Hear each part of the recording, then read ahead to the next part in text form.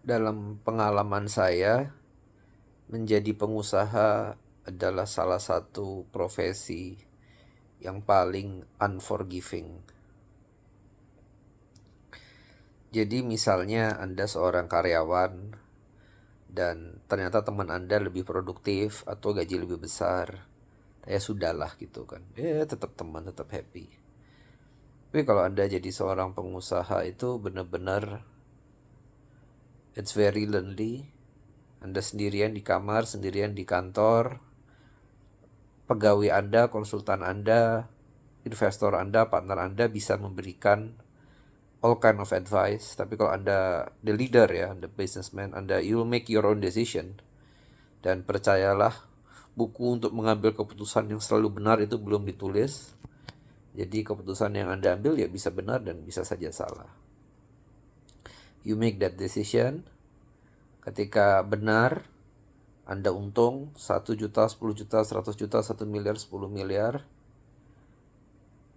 Anda cuma di kamar, seorang diri, mungkin teriak-teriak kayak orang gila. Saya pernah, I was there. Ya udah. So, mau sharing sama siapa? Kecuali Anda tipikal orang gila yang posting kekayaan di Instagram, saya lepas tangan. Tapi if not, then Anda menang sendirian. Kalau Anda kalah, ternyata keputusan itu salah, Anda rugi 1 juta, 10 juta, 100 juta, 1 miliar, 10 miliar. You cuma bisa nangis di kamar. You curhat sama seluruh dunia. They all come say, "Oh, I'm sorry to hear that, better luck next time." Trust me, nobody will say any better word. That's just life. Dan balik lagi ya, seseorang dijudge 2 kali, sebagai manusia dan sebagai pengusaha. Dan dijudge sebagai pengusaha itu sangat simple. Uang kamu ada berapa? Dan kalau uang kamu sedikit atau minus atau nol atau minus, di mata pengusaha yang lain, syarat dan ketentuan berlaku, tapi pada umumnya kamu tuh kayak tidak ada harganya. Kamu tuh kayak sampah. Kenapa kamu umur 25, 30, 35, 40, 45, 50 kamu bangkrut, kenapa? Pasti karena kamu tolol, bodoh, sial, tidak berguna. Terus ngapain aku dekat sama orang-orang kayak kamu? Sebagai dalam konteks bisnis, tidak ada gunanya bergaul dengan orang yang tidak memiliki apa-apa. Jadi ini adalah dunia yang bisa jadi sangat kejam, sangat tidak kenal ampun. Jadi saya bisa kasih analogi, misalnya ada 2 anak dikasih 1 miliar sama bapaknya. Yang satu males, dia tidak mau tahu, dia cuma mau tidur-tiduran, maka dia taruh semua uangnya di bank. Jadi 1 miliar 30 juta setelah 1 tahun. Yang kedua, bikin restoran, susah payah, nyari tempat, sewa tempat, renovasi, cari koki, bikin menu. Tapi anggaplah ada pandemi. Kemudian usahanya setelah setahun sisa mungkin 300 juta, 700 juta hilang. Yang pertama adalah pengusaha yang lebih baik. Yang kedua adalah pengusaha yang lebih tolol.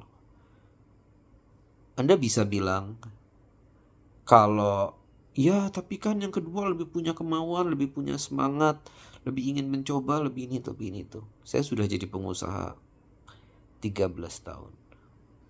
Percayalah yang begitu-begitu itu at one point kamu akan ngerasa muak dengan orang yang mencoba dan gagal. Itu memang nilainya lebih rendah daripada yang tidak pernah mencoba sama sekali.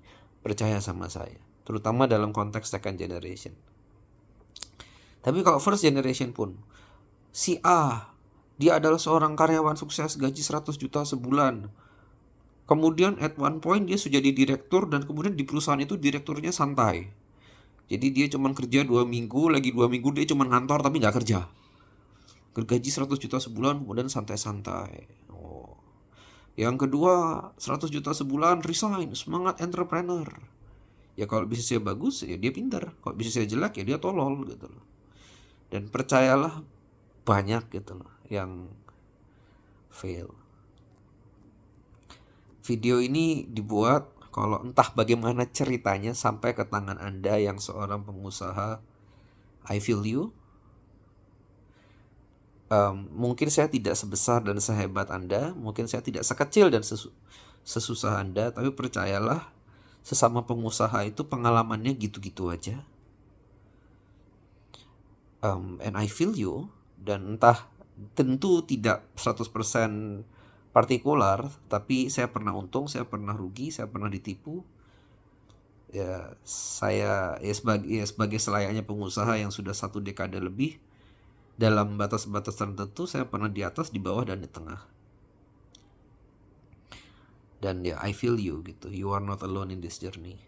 Bagi teman-teman yang bukan pengusaha, mikir dulu kalau mau jadi pengusaha, ada enaknya, ada endaknya seperti all profession in the world.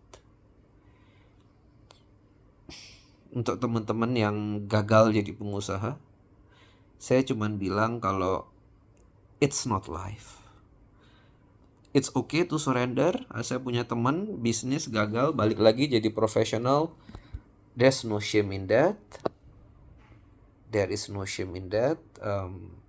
Just jadilah orang yang ada area lain untuk menjadi excellent selain jadi pengusaha. Dan pun kalau memang Anda seorang pecundang dan belum menemukan bidang yang baru, it's okay gitu loh. It's perfectly fine gitu loh. Jadilah pecundang yang baik, jadilah pecundang yang bahagia. Thank you.